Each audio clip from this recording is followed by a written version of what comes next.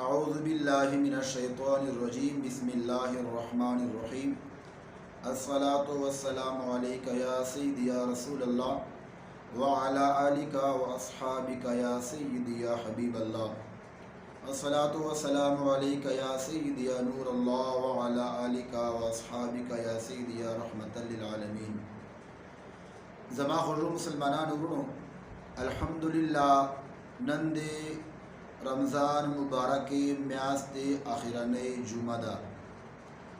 او چې رمضان مبارکی میاشت چې کوم اخیرنۍ جمعه هغه ته جمعه الوداع ویل کیږي نو زما خورو مسلمانان ورونو جمعه الوداع مشتا چ پیغام راکړي ټول مسلمان ورونو ته دا درخواست چې دا ویډیو په توجه سره وارو او به مختا شیر کو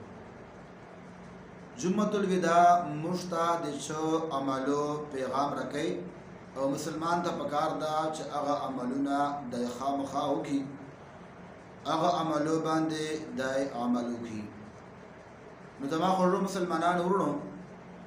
یو مشتا دا پیغام راکړي چې ای مسلمانا جمعه الوداع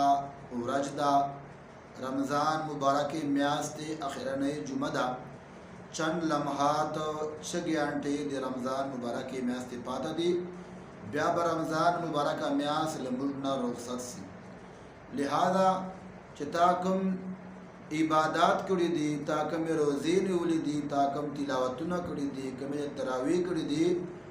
هغه باندې الله تعالی شکر ادا کا چې الله تعالی لاکھ لاکھ شکر دا یا مولا کریم چې تا ما غوندې ګناهګار تا د رمضان مبارک میاشت چې روزو توفیق ورتا کړای تراوو کولو توفیق ته ورتا کړای تلاوتو کولو توفیق ته ورتا کړای تهجد کولو توفیق ته ورتا کړای مولا کریم تا لاکھ لاکھ شکر دا چې تا ما غوندې ګناهګار تا روزو منجو تراوو کولو توفیق ورتا کړای ورنه رمضان مبارک میاشت تیریږي آشا انتظار نه کوي زما خورو مسلمانان ورونو یو دا پیغام راکړي چې خپل عبادت باندې شکر ادا کو او دوم دا پیغام راکړي چې ای مسلمانا تاسو به خپل عبادت چې کمیګانی سوي چرنګ دی روزو نیوللو حق او هغه سي تانی ادا کړای تراوو کولو چرنګ حق تا به هغه سي حق نه ادا کړای ای مسلمانا د خپل عبادت چې په خپل کمیګانو باندې الله نه استغفار وکړه الله نه معافي وغواړه چې یا الله چنه مونږ د روزي نیوللو حق وو مولا کریم هغه سي به ما نه ادا کړای مانه بغلطیګانې سلی یا الله ما غلطیګانې معاف کړي چرنګ تراو کولو حق تا چرنګ قران ویلو حق تا چرنګ تهجد کولو حق تا مولا کریم لمانه بخام خا غلطیګانې سوي یا الله ما ته غلطیګانې معاف کړي د تانا توبه غواړو تانا استغفار غواړو مولا کریم ما ته معافي وکړي او دما خورو مسلمانان ورونو دریم دا پیغام مشترکي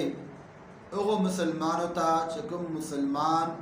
د رمضان مبارک میاشت چې غفلت په خوب چودو رمضان مبارک میاشت ور باندې 13 سلا خود جان نکړه ور باندې خبر لافطارینا نسل خبر لسحرینا نسل خبر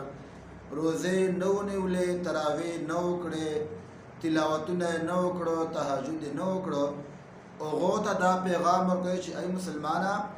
تکو روزه نسی او کني نسی رمضان میاشت باندې تیریږي نن جمعه الوداع مبارک ورځ ده اخرنۍ جمعه ده تاک تراوی وکړي او کنه دی وکړي رمضان مبارک میاس موږ باندې روانه ده رخصتیږي تاک المنجنا تلاوتونه وکړه او کنه دی وکړو ای مسلمانا تا ته د تراو کول ضرورت